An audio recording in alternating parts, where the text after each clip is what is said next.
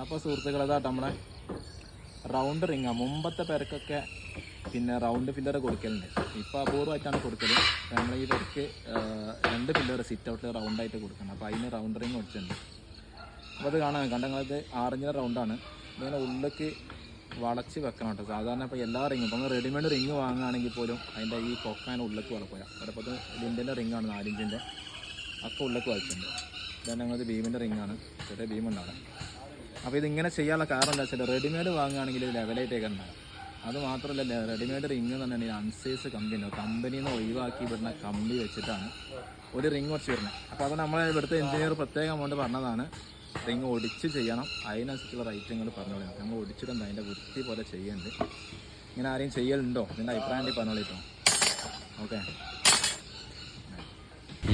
Round ring ഒടിക്കുന്നത് കണ്ടോളിട്ടോ. 6 ഇഞ്ചിൻ്റെ റൗണ്ട് റിങ്ങാണ് നമ്മളിവിടെ വളച്ചുകൊണ്ടിരിക്കുന്നത്. അറിയാത്തവർ കണ്ട് പഠിച്ചോളി. സിമ്പിൾ പരിപാടിയാണ്. ചെറിയൊരു നാക്ക് വേണമെന്നുള്ളൂ. ആ റൗണ്ട് ഇങ്ങനെ വളഞ്ഞു വരുമ്പോൾ അതിൻ്റെ എന്താ പറയുക വ്യാസം ഏതാണ്ട് ഒരു 6 ഇഞ്ച് നമ്മൾ മനസ്സിൽ വേണം. അങ്ങനെ കറക്റ്റ് വളഞ്ഞ് കിട്ടും. ഓക്കെ, അപ്പോൾ ഇത് കണ്ടിങ്ങനെ മനസ്സിലാക്കുക.